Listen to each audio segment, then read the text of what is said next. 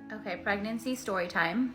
So I went in for my very first appointment, like I think I was 7 or 8 weeks, and they did the sonogram and I was gonna talk to my doctor. The appointment did not go as well as I wanted.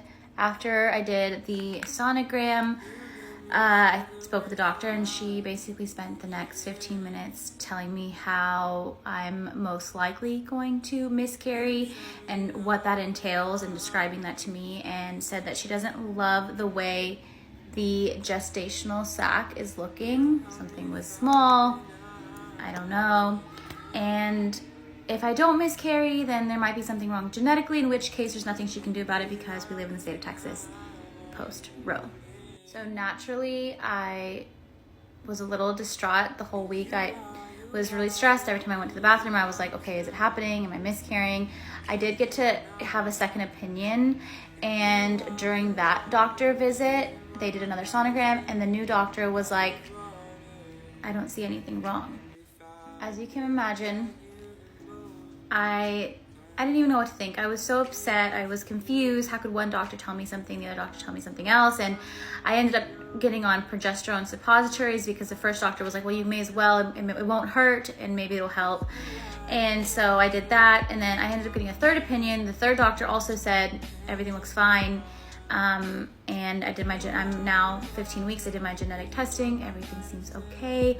And it's just so crazy. And I went back to the first doctor, by the way, because I just needed closure. And the first doctor basically did another sonogram and she's like, oh, everything looks fine now. This was 2 weeks later from the first appointment. And I was like, but then how could you have said that I was most likely going to miscarry? Like, anyway, so she said she thought she saw something. Maybe it was, I don't know.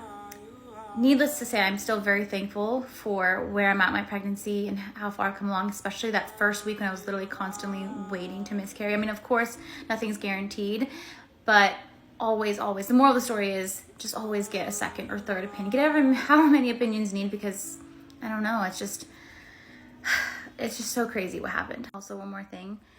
I did not think the overturn of Roe would affect me personally. Like the fact that the doctor had to say, well, there's nothing I can do to help you because you're in the state of Texas. Even if something was so terribly wrong, you know, let's say that the baby wouldn't be able to survive or whatever, politicians shouldn't interfere with medical professionals and you and your baby. So please go vote. Like, at least if you're in Texas, we need to fix this, because I just can't support people that are in favor of the overturn.